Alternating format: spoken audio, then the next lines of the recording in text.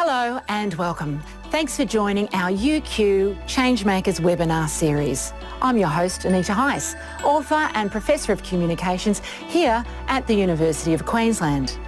These are very special events with equally special guests that include you, alumni from around the globe, and of course our Vice-Chancellor, Professor Debbie Terry, and her guests, as well as leading UQ academics. They're all here to talk about the trending issues that are important to you.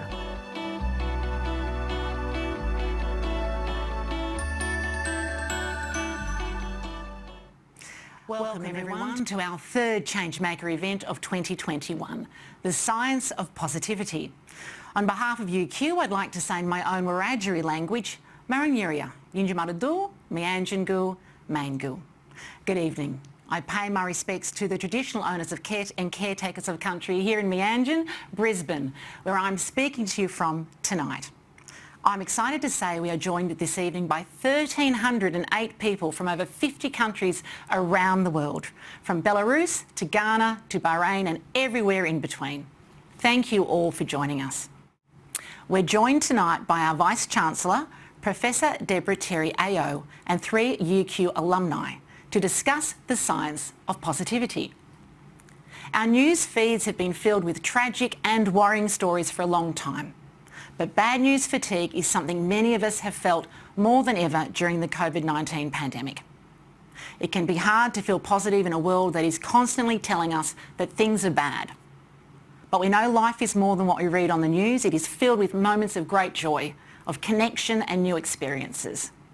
We have the determination and resilience to conquer the big challenges in our lives and come out stronger on the other side. Tonight's discussion is about how we can commit to the positive, how we can build resilience during times of hardship, and how we can cultivate gratitude and look for the silver linings in our lives. But before we start, I would like to acknowledge that I know a lot of our community members have struggled and are still struggling during the pandemic. A lot of us are unable to travel to see our loved ones and are going through some difficult times. If you need support, there are some great services available in Australia, such as Beyond Blue at 1300 224636 or Lifeline at 131141 for 24-hour crisis support. Please reach out to these services if you are struggling. To begin our discussion tonight, I'd like to introduce our speakers. Our panellists are UQ Vice-Chancellor and President, Professor Debbie Terry AO. Emeritus Professor Roy Baumeister, Brenden Hall OAM, and Professor Phillippa Diedrichs. Professor Debbie Terry is currently a Fellow and past President of the Academy of Social Sciences in Australia, as well as an appointed board member of the ARC Advisory Council, amongst other roles. Debbie began her distinguished career at UQ in 1990, and she rejoined us last year in August of 2020. Emeritus Professor Roy Baumeister is one of the world's most prolific and influential psychologists. He is known for his work on willpower, self-control and self-esteem and how they relate to human morality and success. He has over 700 scientific publications, including 42 books, and in 2013 was awarded the highest accolade given by the Association for Psychological Science, the William James Fellow Award. Tonight, Roy is joining us from the Rocky Mountains in Utah. Brenden Hall OAM has represented Australia in swimming at 4 Paralympic Games, 2 Commonwealth Games and 3 Pan-Pacific Para Championships. At the 2008 Beijing Games, he was the youngest male on the Australian swimming team. Across his career, he has won an impressive total of 17 gold, 8 silver and 7 bronze medals for his performance in international competitions. And Professor Phillippa Diedrichs is a research psychologist known internationally for her work on body image positivity and mental health. The evidence-based programs she has co-created and evaluated have been delivered to over 40 million young people, including a long-standing academic partnership with the Dove Selfesteem project. She also helped develop the first evidence-based Girl Scouts Global Badge program, Free Being Me, which has been implemented in 136 countries. Phillippa is dialing in tonight from Greece. Welcome to you all and thank you for joining us this evening. I'd like to ask the Vice-Chancellor, Professor Debbie Terry, to open the conversation, if you don't mind, Debbie. Thanks. Thank you, Anita. I too would like to acknowledge the traditional owners of the lands on which we are meeting today.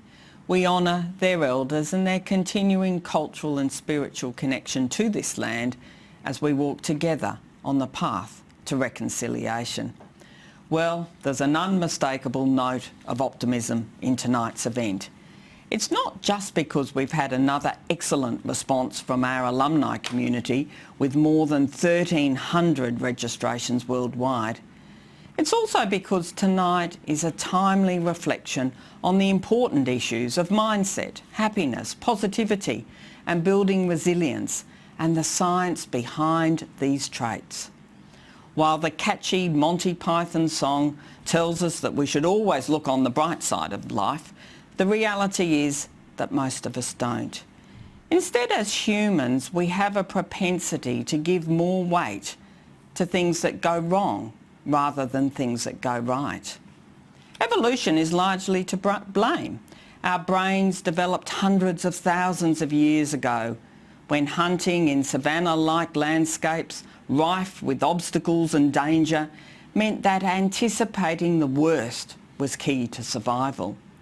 It still affects the way we think and reason today as individuals, groups and organisations.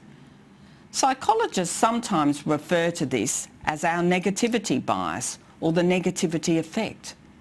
As University of California, Berkeley psychology professor Rick Hansen puts it, the mind is like Velcro for negative experiences and Teflon for positive ones. We tend to take criticisms to heart and are quick to dismiss praise.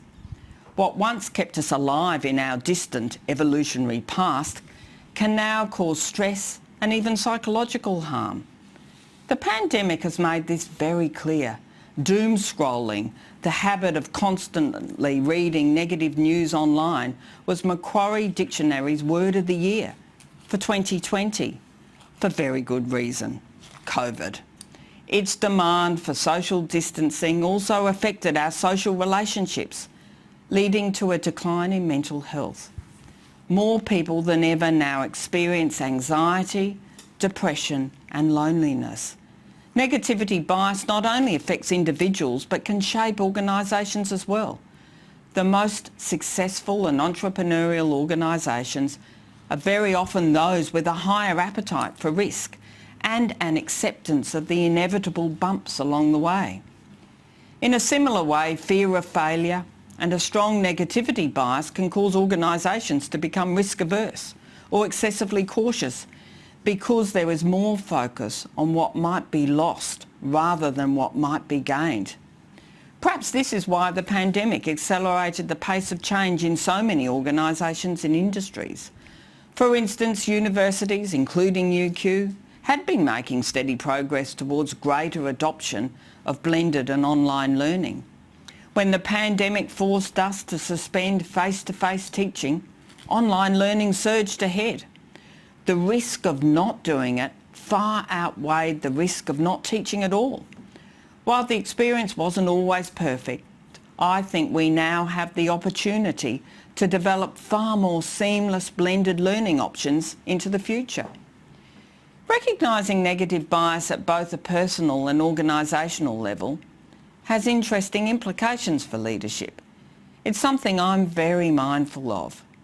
During the pandemic and particularly during periods of lockdown, I endeavoured to increase my communication with staff, students and our community, because if there's a tendency for people to dwell on the negative, then leaders need to go out of their way to remind colleagues of the progress they are making, to celebrate small wins and to recognise people trying something new or different.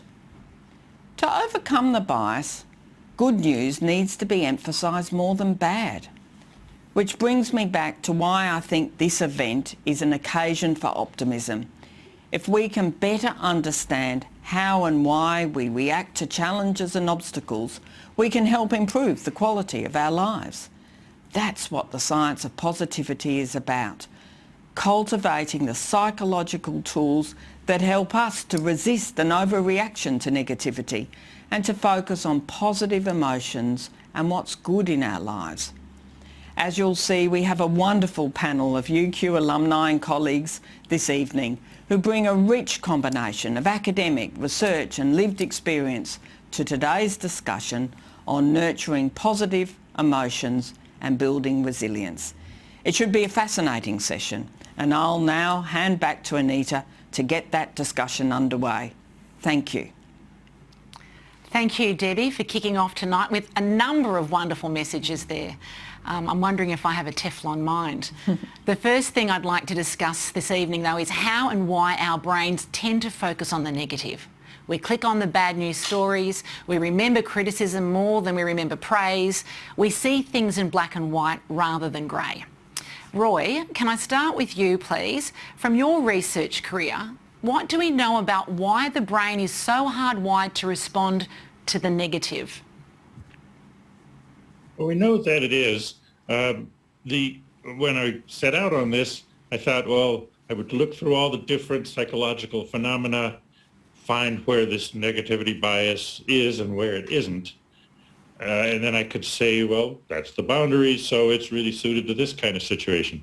Only we couldn't find any exceptions. It was just there everywhere. And that's continued to be true in the years since we published the original scientific paper on this.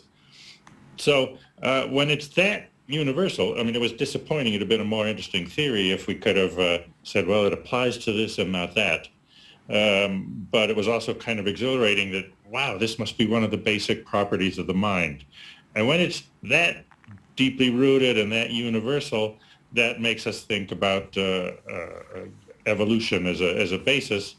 And in our evolutionary history, natural selection and so on, it's more important to avoid the bad than to capitalize on the good. If you miss an opportunity to eat something good or, for example, well, that's unfortunate, but it doesn't have serious long-term consequences.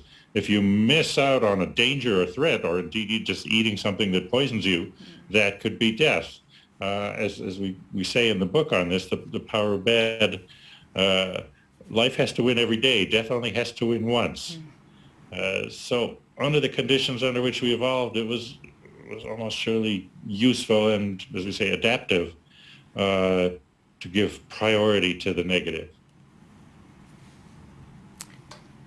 Life has to win every day. I love that. Thank you, Roy. And for those who are interested, we'll be touching on some of those points again in our follow-up piece after the event.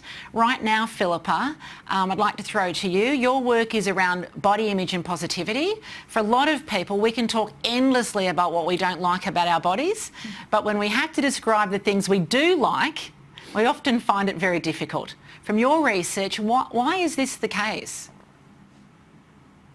Well, we know from a very early age, from as young as 3, children become aware of the way in which different people are accepted in society. And we can start to see that they've actually bought into and internalized some of the stereotypes that we have in society about people, how friendly they are, how smart they are, and how successful they are based upon how they look.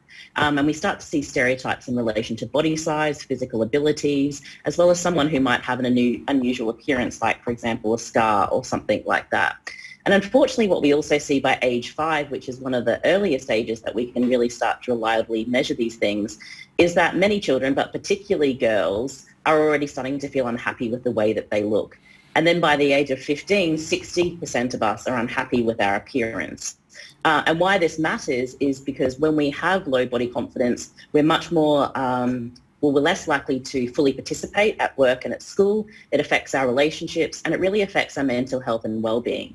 And there's a lot of messages around us in society that help to perpetuate this dissatisfaction. So we can receive messages from our friends and family, as well as from social media, and a lot of businesses and companies out there which are trying to really profit from this dissatisfaction and supposedly selling us solutions to it.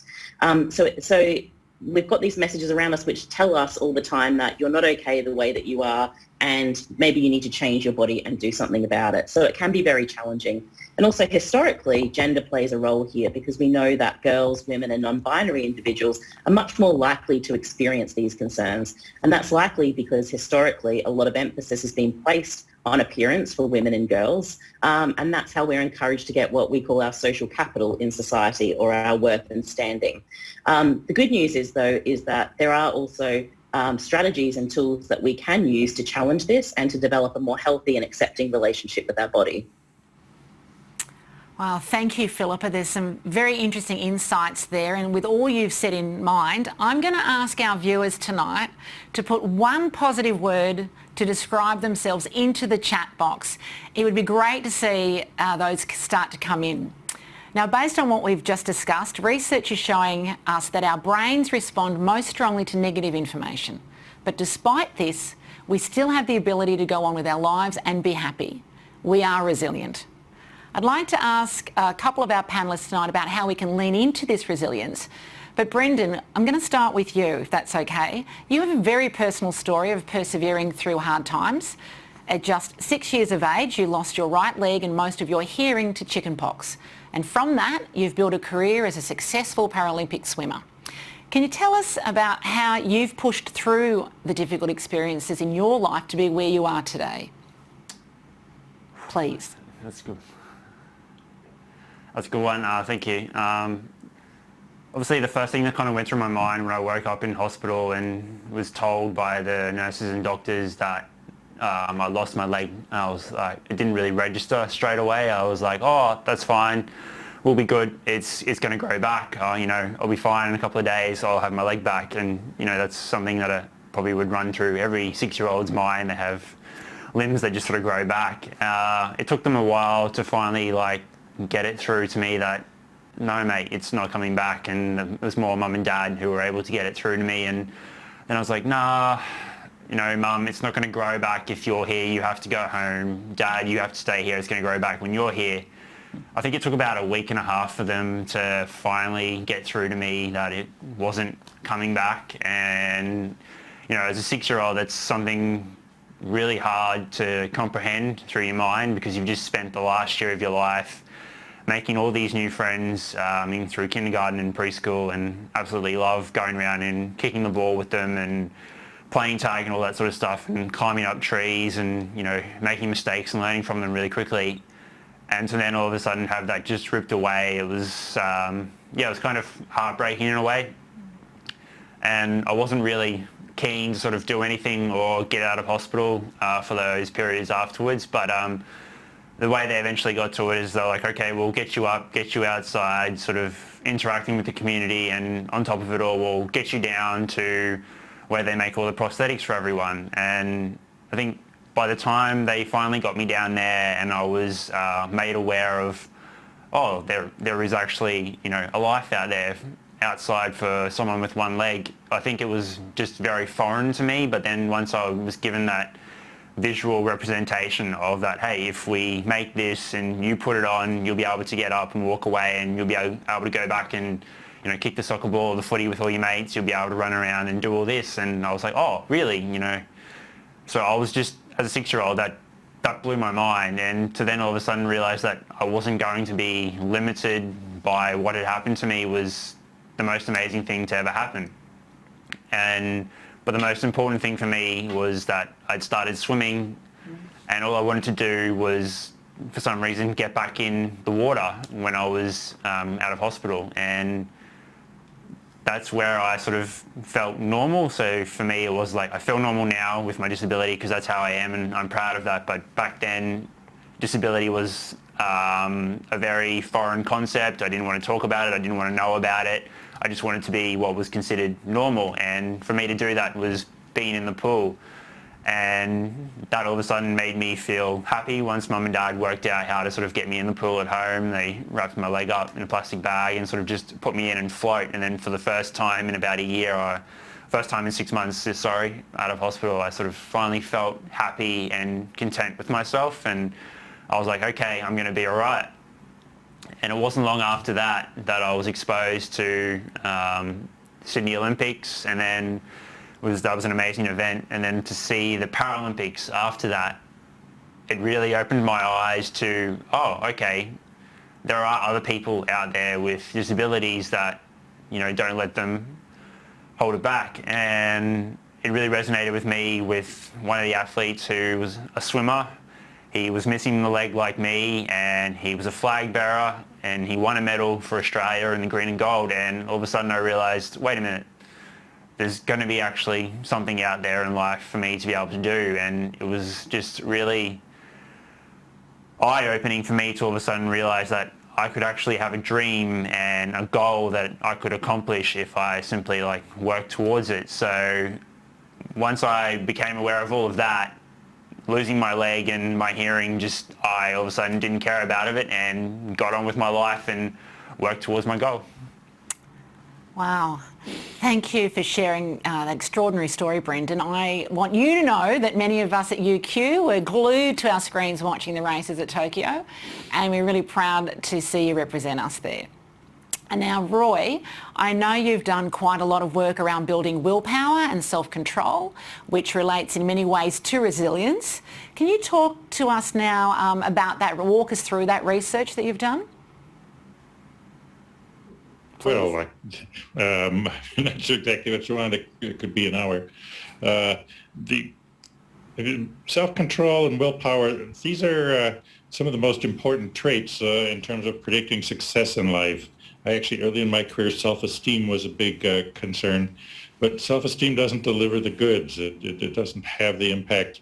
But self-control, being able to alter yourself, change your responses to ultimately to make yourself better and improve yourself, that predicts all sorts of positive outcomes, including happy relationships, success in work and success in school, physical health, mental health, good behavior, not getting arrested, making more money.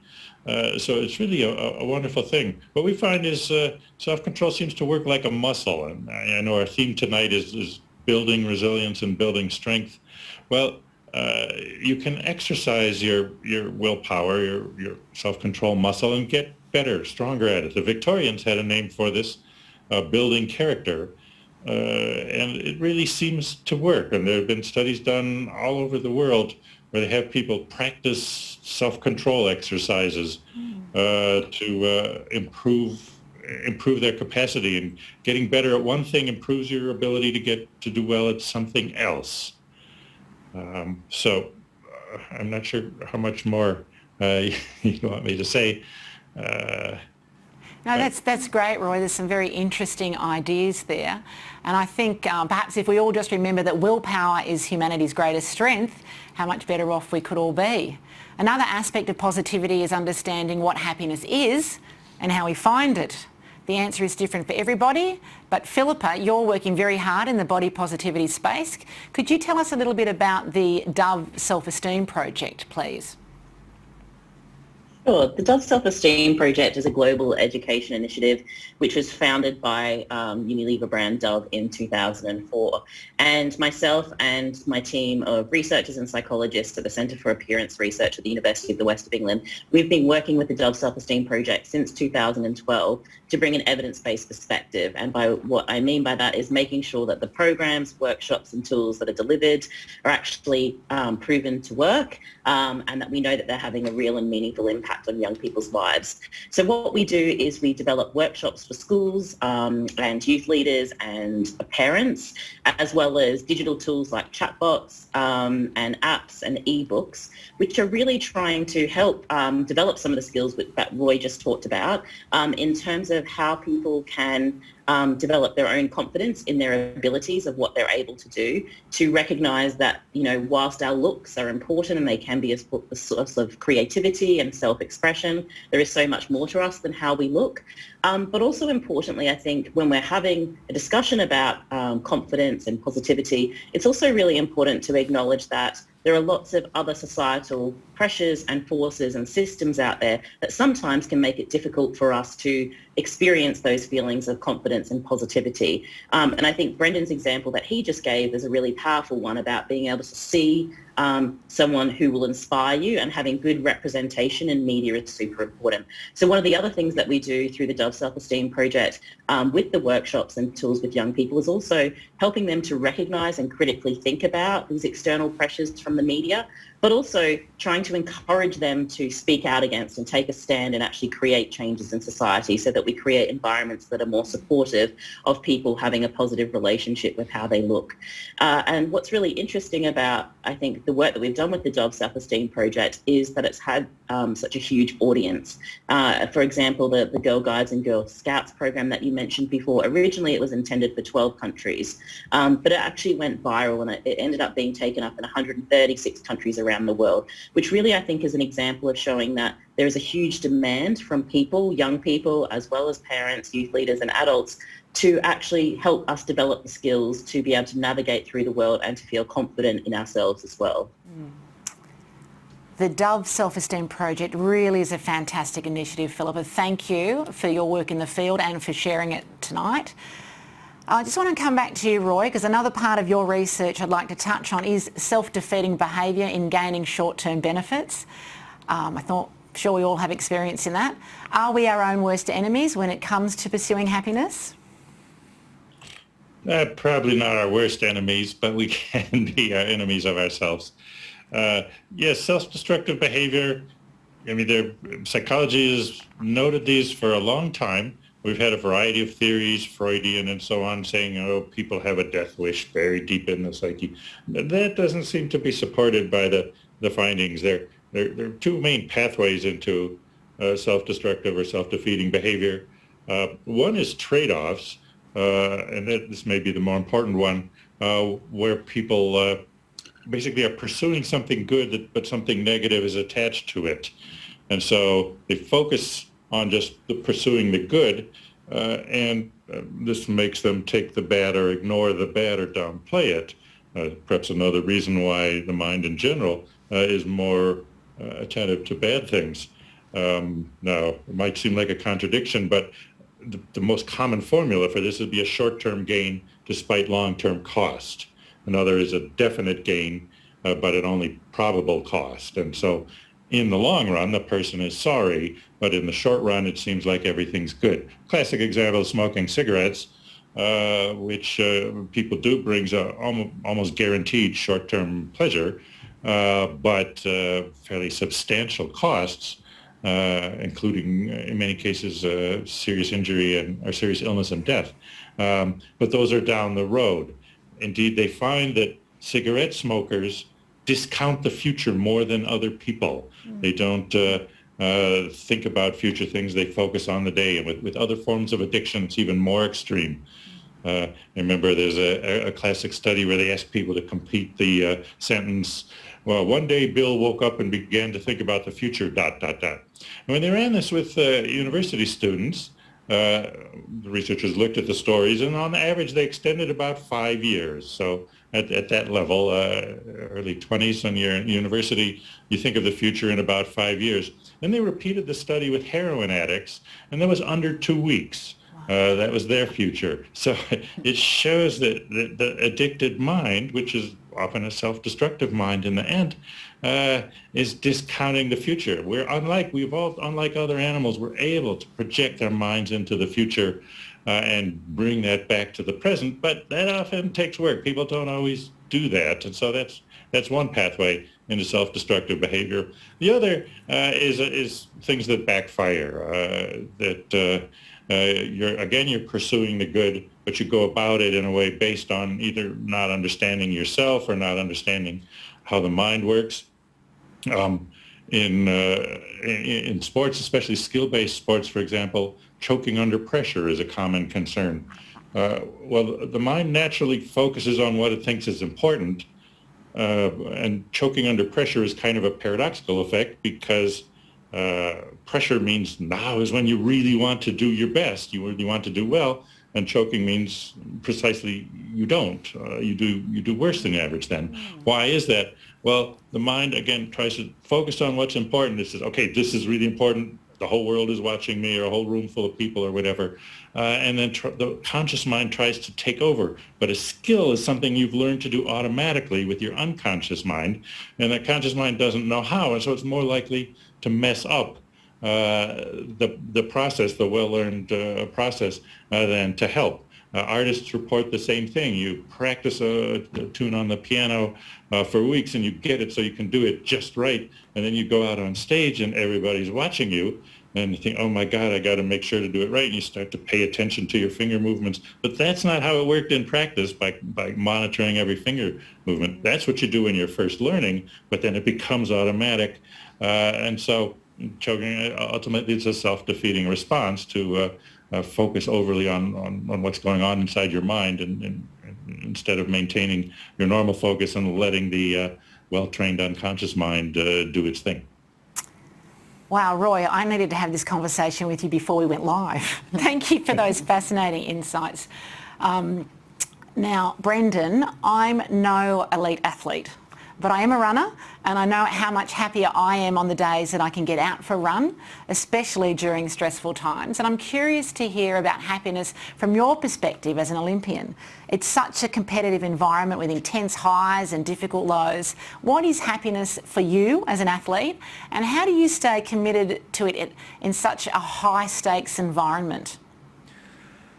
I think for me as an elite athlete, happiness is just more involved with my actual love of the sport. I was very limited with what sports that I could obviously do growing up, and swimming sort of just became my passion and sort of became, I don't know, my first love really. I think no better way to put it. My wife probably won't be happy with that, but you know, it's sort of, that's why I get up at 4:30 every morning, sort of go to the pool. It's not because like I know I have to, or because I know that I'm not going to be able to swim fast without it, or it's like I've just got back into training this week and I'm getting up and going to the pool after Tokyo, and I'm not going because like I want to succeed in the next 6 weeks at a competition or anything like that. I'm purely just going for the love of jumping in the water and rolling my arms over and feeling good about myself. Don't get me wrong, there are those highs when you go to the Paralympics and the Olympics and you walk out in that stadium.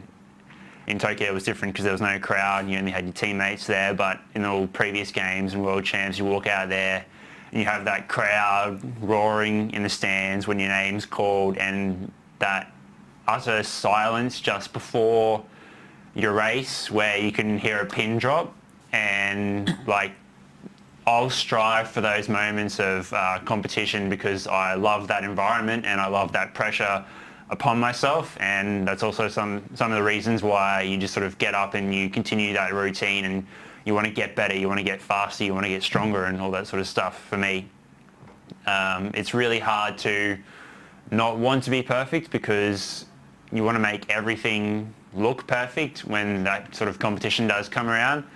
And so within that movement, like Roy was saying before, and you get to that high performance environment, and you just want that subconscious mind to kind of just automatically let the skill roll over, and you just go through the motions and trust the work behind you to get it to work. I think for the first time in Tokyo, I actually felt that pressure upon myself, you know, being 2 times defending champion and going for the ultimate three-peat. Unfortunately, you know, sometimes when a lot of people do that, we all fall short. And for me this year, that was unfortunately one of those moments where in my main event in the 400 freestyle, I touched the wall 4th, and it was right at the start of the meet, so and unfortunately I had swims after it, and I don't think I was able to get over that consciously and subconsciously, so it just sort of affected my whole performance throughout the meet, and turned into a bit of a downer for me. But you know, I was able to kind of take the positives here and there. It was, you know, for my main event, it was the fastest time I'd swum in 4.5 years, so it was those little things that I sort of took away from it. But at the end of the day, I was going there to come home with a medal, and that's what I wanted to do. That was my goal, and that's what I wanted. So I kind of sort of hit that really low point after competition had finished, and I didn't want to talk to anybody. I didn't want to talk to my wife. I didn't want to talk to my coach. I didn't want to socialise with anyone because I felt like I had failed to perform in that high pressure environment that in the previous occasions in the past 10 years, I have never failed to do. I've always outperformed everyone, and for some reason it just didn't come together for me. But then coming home and sitting in quarantine for 2 weeks, you suddenly go back over those performances and you realise, wait a minute, why was I doing it in the first place? And it just comes back to that genuine love of the sport. Like, I just love being able to swim, so being able to represent Australia, swim for my country and possibly win a medal makes the icing on the cake as such. So I may not have got the icing this time around, but I was still able to enjoy all the cake. So you do have to learn to take all the happiness when you can get it. Thanks, Brenden. You touched on the notion of perfectionism and that pressure that we put on ourselves to be perfect, whatever it is in our day-to-day lives. So thank you for sharing. Debbie, in your introduction at the start of the discussion tonight, you mentioned resilience during COVID. I'm interested to also hear more broadly about what the university is doing to support happiness and positive mental health for the UQ community. Yeah, no, thank you, Anita, and this is a really important question. Let me begin by saying that one of the things that's really inspired me through COVID and the various lockdowns has been the resilience of our staff and our students and their ability to suddenly change how they're working or studying. Having said that, we know that mental health has been challenged over the past 18 months. There's been a lot of uncertainty and isolation, findings that keep coming up in the surveys that we've undertaken. Elsewhere, research from the not-for-profit Origin shows that 1 out of 4 university students will experience mental ill health in any given year.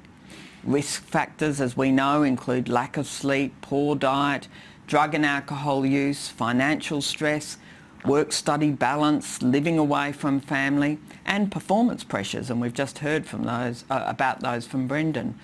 So COVID has elevated the need for prioritising initiatives that support the mental health and well-being of our staff and students. And we know that universities are really well placed to make even greater inroads to improve the mental health of our community. We offer peer-to-peer mentoring, we run information and awareness campaigns, we provide training for staff, and we have really strong partnerships with local community mental health services. Our students have access to a 24-hour student counselling and crisis line, but other initiatives include our UQ mental health strategy, our health, safety and wellness strategy, our mental health champions network, which is really powerful, our wellness program, our employee assistance program, which is obviously targeted towards staff, and our UQ Mates program that connects students with others. So more broadly, as I said in my opening remarks, regular communication with staff and students is also really important, as is the need to emphasise, even I think to overemphasise, the positive things happening in our organisation and beyond. For example, we're hosting inaugural UQ Thanks You events later this year to show our appreciation to our staff for their tremendous efforts and contributions throughout this pandemic. And we've also been encouraging staff to take recreation leave where possible so that they have that opportunity to step away from work, have some time out, which is why we've granted some additional leave over the coming Christmas New Year period. Thank you, Debbie. There's some great initiatives and strategies there for UQ students and staff to access. I know I will be. Now I'd like to put this question to everyone on the panel. Tonight is about finding positivity in a world that isn't always positive. Based on your own experiences or careers, what tangible advice would you give our audience for finding gratitude and for building resilience during challenging times?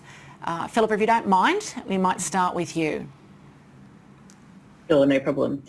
Very, very good question. And I think one of the things in terms of trying to develop a healthy relationship with our bodies is to start feeling and focusing on what our bodies allow us to do rather than how they look. and importantly, trying to take moments of gratitude of feeling grateful for the things that your body allows you to do.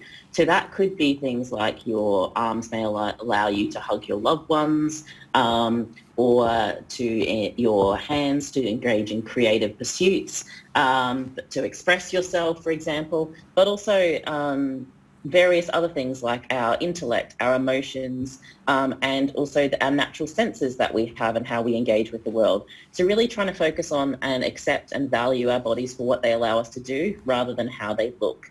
And really importantly, I think in this conversation is the end goal here is not that we have to love every single aspect of our bodies. We often hear lots of slogans and things increasingly from social media influencers and businesses about, hashtag love yourself, hashtag you're amazing, you're beautiful.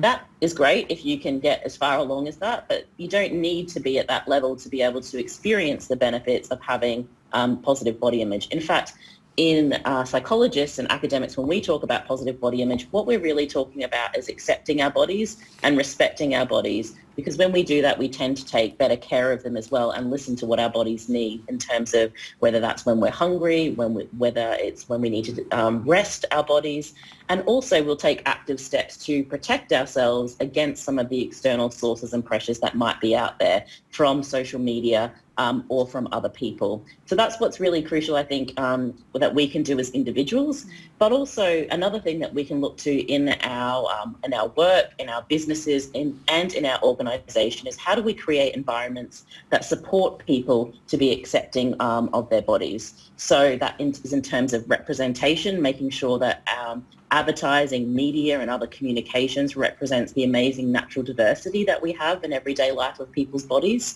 but also integrating programs and practices like some of the ones that Debbie just mentioned that focus on well-being as well, and allow us to have those moments to really look after ourselves and look after our mental health and well-being as well. Thank you, Phillippa. Important messages there and some simple things that we can do as individuals in terms of being grateful and making a list, I think, of what we're grateful for that our body can do, particularly for people who are struggling with body positivity right now. I wished I'd had this panel when I was in my teens. Thank you again, Phillippa. Brenden, what would you say on finding gratitude and building resilience? For me, I think the big thing was waking up in ICU and spending 2 weeks there after just losing, a leg, and something that I went back for the next 6 years every year afterwards just to visit the doctors and the nurses and the staff, sort of give them a gift and say thank you. But I walked back in there and see all the kids that were then in ICU in all those times that I got back, and all of a sudden I came to that quick realization that there are worse things out there that can happen to us and to any of us at any time, and just made me realise that I was super grateful for the fact that what happened to me was a rare occurrence and I was able to overcome it quite quickly. And then again, in my past experience with the Paralympic Games, just walking around the village and just being exposed to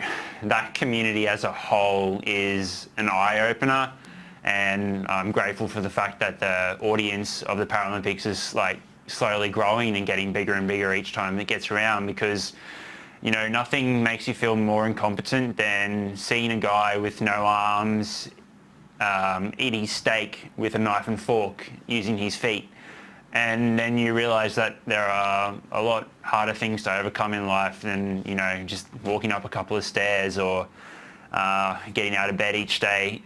It's just those sort of little things that pop into my mind every now and then, and that I realise that I'm really grateful for the fact that I've had those opportunities and that I've been able to sort of go on and do what I did, because, it could have been a lot worse than what it was. And unfortunately, that's what a lot of people are experiencing in these times, but they do sort of have to, find those positives and reach out to someone and just have a chat if they do need them, because in those circumstances, that's what really helped me. Thank you for those home truths, Brenden. Hopefully, we'll be seeing you in the water at Paris in 2024. Roy, what about you? How would you suggest we find gratitude and build resilience during challenging times? We focused a fair amount on this I don't know if I'm allowed to mention the book that I wrote to help people with this, The Power of Bad. It was done with John Tierney, who's a New York Science writer who was really wonderful to work with, a beautiful writer. And we really sort of grappled with what do we tell people? And you have to start with the context. A number of you, both Phillippa and Brenden, have been emphasizing realize things could be worse. And mostly they have been. Actually, this is a wonderful time to be alive. Life is better than it has been in the past. And the more I read about history and the things that we had to cope with back then, that, being born in Western civilization after World War II is just like winning the lottery in terms of all the possible human conditions you could have ever been born into. Some of the things we say specifically, first of all, forget about getting it perfect. Focus on being good enough.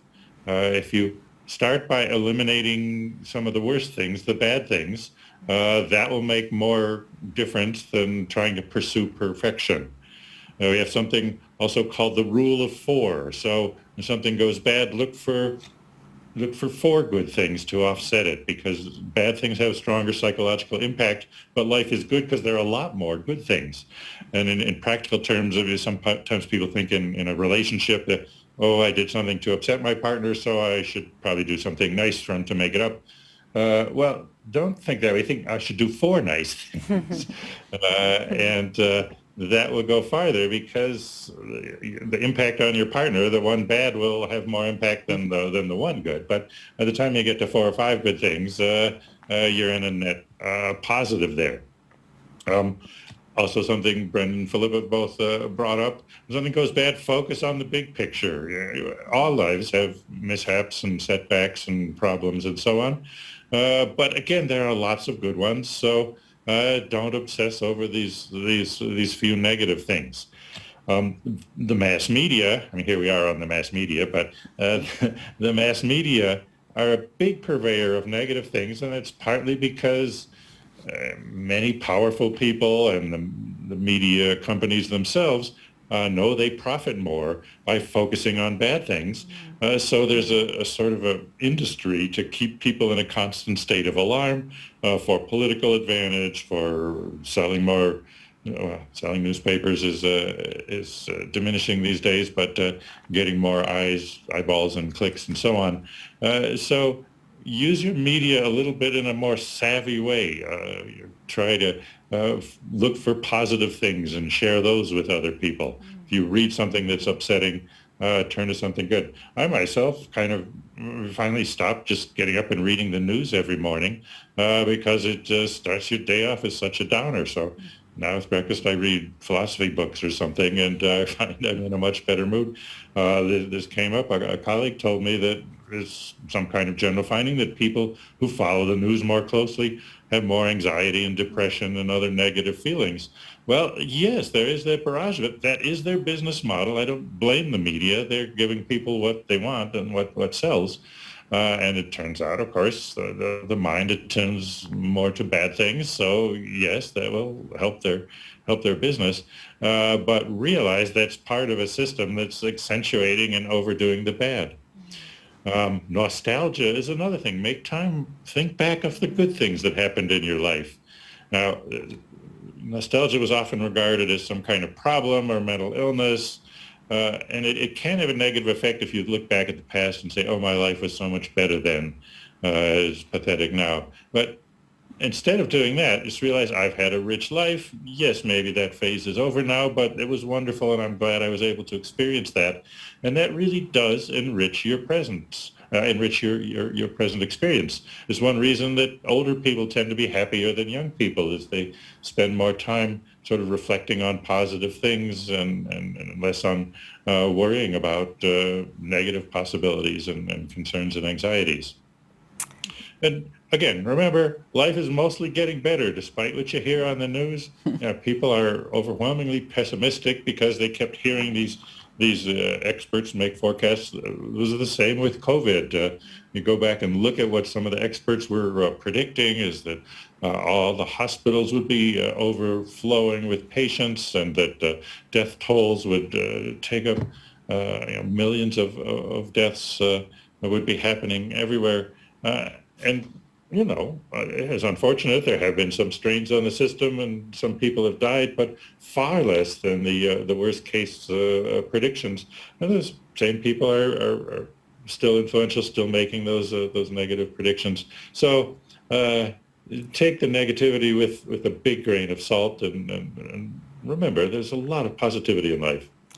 Roy, you've given us so many recommendations and suggestions to follow to lean into that resilience. We're all going to do 4 nice things for people we wrong in future, aren't we? So thank you for that.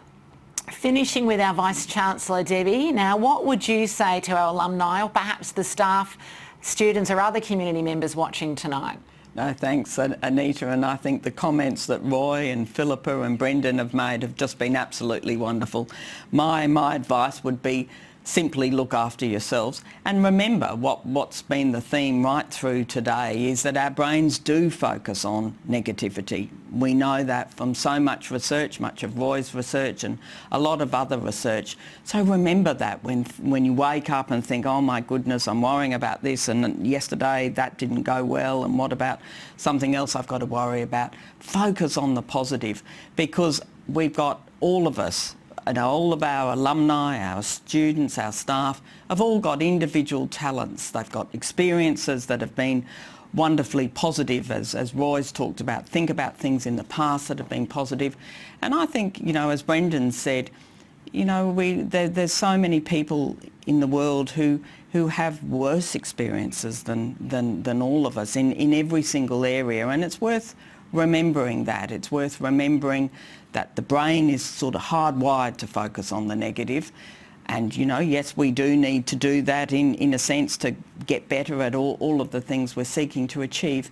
But keep our mind focused on that positive. And remember that, we've got lots, all of us as individuals have got lots to be positive about, but also support others. And, I think through these times, obviously we have seen others struggle, and we've had to engage with others through different mediums than we would normally want to. There has been lots of isolation. So talk to people about focusing on the positive, looking to the future, where, I think we will get through this very difficult period, and there's lots to look forward to. Thanks, Debbie, for even more food for thought there. We now have some more questions coming in from our wonderful audience members. Thank you, everyone, for sending those through to us. There were a lot of insightful and very personal questions that we received, and we're sorry that we can't answer all of them tonight. But our first audience question is something Roy touched on before. I'm keen to hear other panellists' perspectives on it. There's an influx of negative information we constantly receive through social media and the news. Phillippa, what advice would you have for some of the negative messaging we receive, particularly on social media, about our bodies? Very good question. We often hear about how the media, and in particular social media, can be problematic. However, my colleagues and I have been doing a number of studies in recent years looking at how we can actually use social media to help us feel good about ourselves. And what our research has shown that if you can cultivate a social media feed where you're following accounts that inspire you, uplift you, which give you exposure to different types of people around the world and might help you learn certain things, that's actually very beneficial for your mood and for your body image. So that might be short self-affirmations or focusing on self-compassion, but it also might be just increasing the diversity of the different types of people that you're exposed to on social media. And so that can be really powerful. And I think, Roy made the point about news. There are also increasingly good news movement social media accounts that we can all follow. So what I would say is social media, and the way that the algorithm works is it's trying to serve us things that they think that we're going to be interested in and engage with. So you can detox your feed by unfollowing accounts that don't uplift and inspire you and make you feel good about yourself, and really engage with the accounts that you do find inspiring, because then the way the algorithm works, it will serve you up more of those accounts.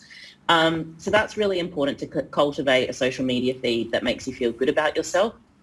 And also, when you're consuming social media, what we really encourage in lots of the workshops and tools that we deliver with young people, but this applies to all of us, is having that critical mind when we're consuming media. Being very much aware of why, for example, businesses or social media influencers might be posting in a certain way and what they're trying to achieve. And often that's to sell us a product or to engage us and to lure us in. And so having that critical mind is really important. The other thing to point out is, although historically lots of the research that looked at social media in terms of body image, but also in terms of mental health, we started to get a lot of that research about a decade ago. And what we were really looking at there was just these simple correlations, which tended to show the more time you spend on social media, the worse your mental health is. Actually, now we know it's a lot more nuanced than that. So it depends on the type of content that you're consuming and how you're consuming it. And one of the really important things is to try and avoid just passively scrolling through social media. So we hear the phrase doom scrolling. So for example, you're sitting on Instagram and you're just scrolling, consuming lots of content. We know that if you do that, that actually tends to make us feel worse about ourselves. It can make us, interestingly, feel more socially isolated, even though supposedly we're connecting with other people around the world.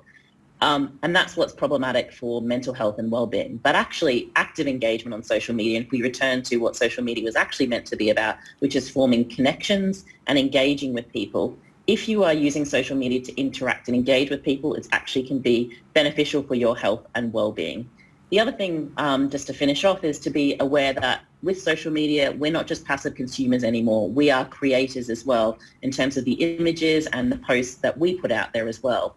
So being mindful of the types of things that we communicate online and the impact that we might be having on other people is really important as well. Thank you, Phillippa. I think sometimes we forget that social media has social in its phrase. Brenden, as someone who has a public profile both in the media and online, how do you deal with the negativity you may receive on social media? Obviously on my social media I try to give everyone an insight into pretty much my whole life. It's like what I do professionally, what I do at home, and sort of the elite athlete sort of package, I guess, and training and all that sort of stuff. So I kind of get an influx of everything and comments from everyone and messages about everything. I think the majority of it is I sort of just don't allow any of those negative comments to pop up on my feed or anything like that. So the majority of the time I set them to my account where those sort of comments aren't allowed, or I can delete them straight away. It's a nice, easy way to do it. For me, though, I think the biggest thing recently was that I was involved in a campaign to initiate with the vaccine for COVID this year, and that was through Queensland Health, and I was happy to get behind it because unfortunately I missed the vaccine and for chickenpox, and that's how it sort of spiraled into the event that it did.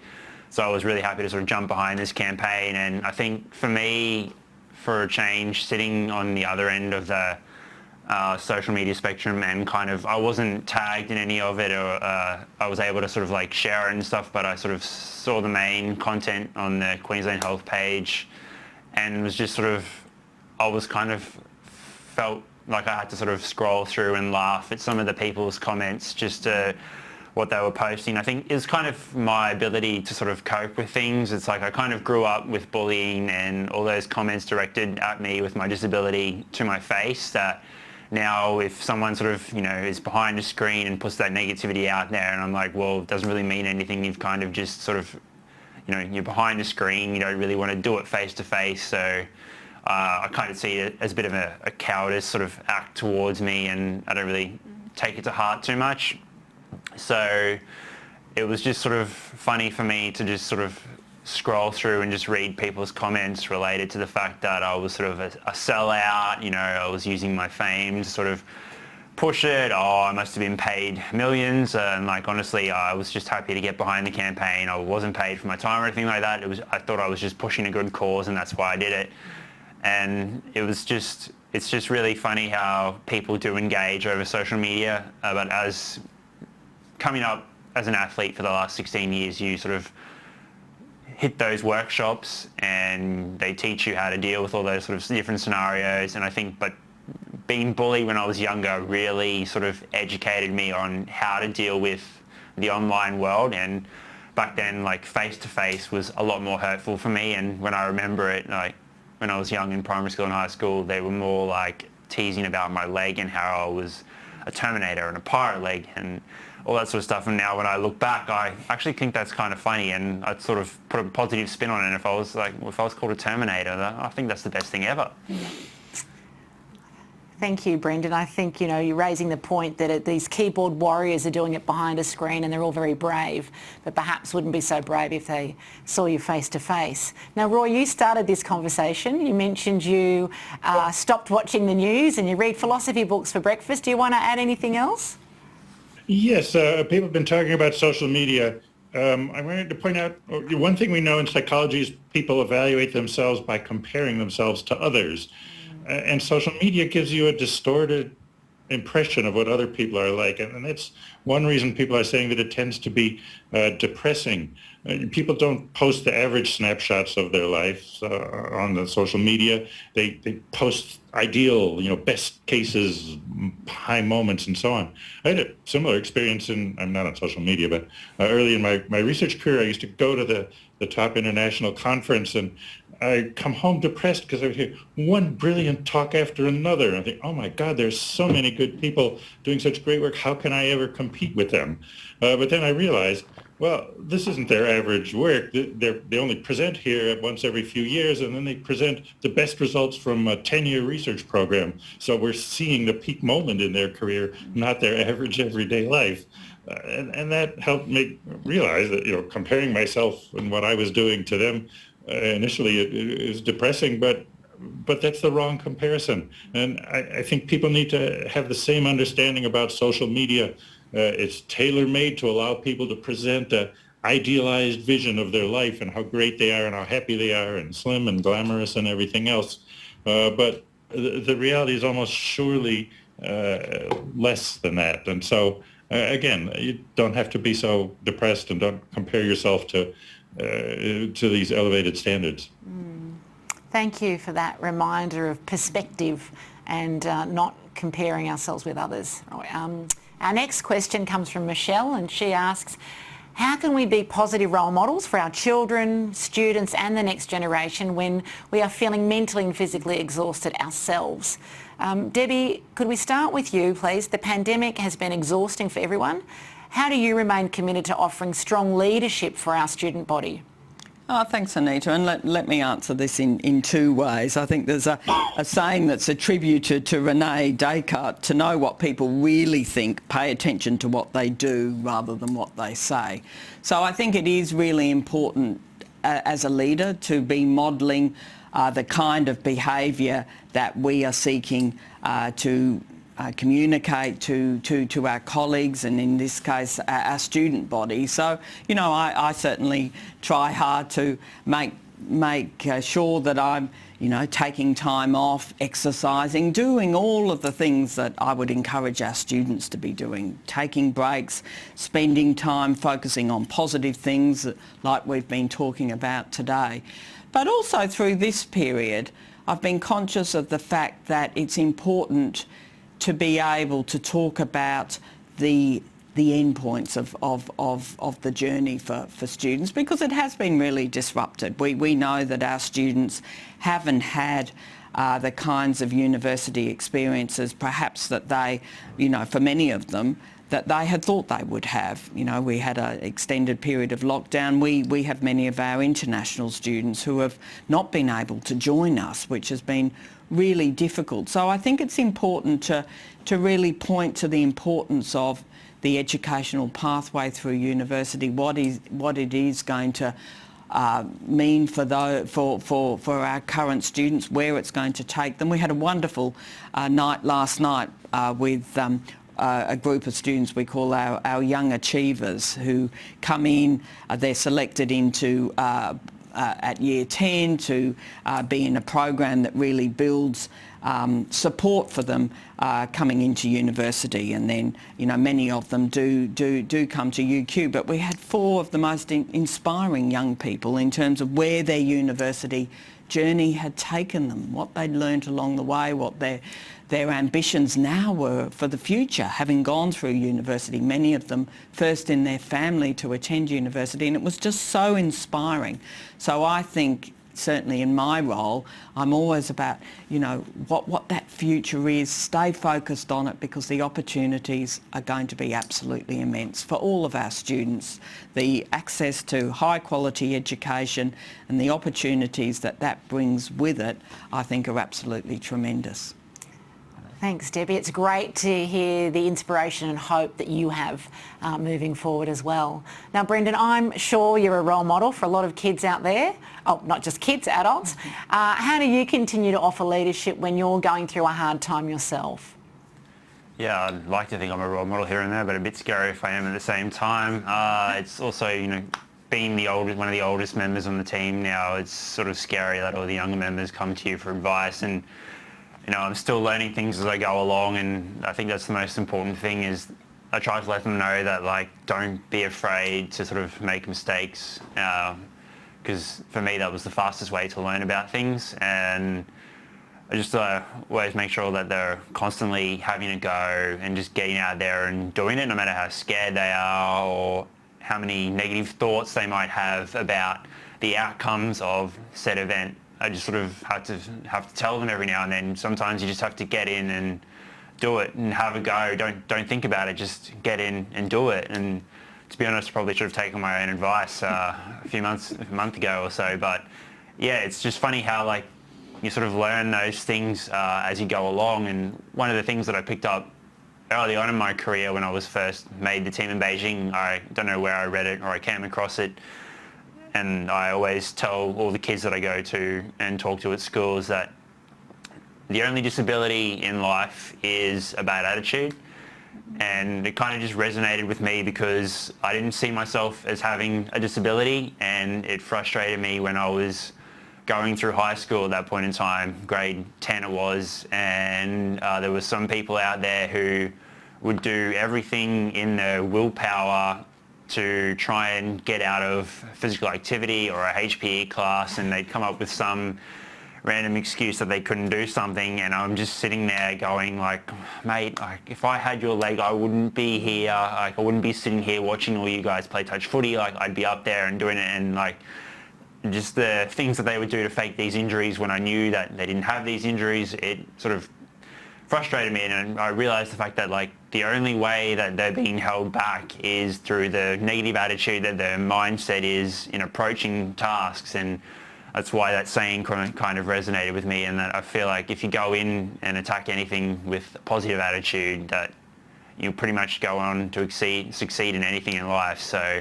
yeah, it was one of those sayings that really resonated with me the most. And it's kind of, even when I go and talk to adults and they're just well, how do you stay motivated and you keep going? It's just kind of come back to that whole aspect of well, if we just have a look and try and figure out where your attitude is and what you actually want out of it, if we can try and turn it into a positive attitude, you can sort of just go on and push through those barriers, and in the end create resilience and go on to achieve whatever it is that you want to achieve. For those of you, in case you missed it, Brenden said the only disability in life is a bad attitude. It's a great reminder, thank you. Now, Phillippa, it's really common to hear people complaining about their bodies. Is this potentially impacting the next generation? How can we be good role models in terms of body positivity?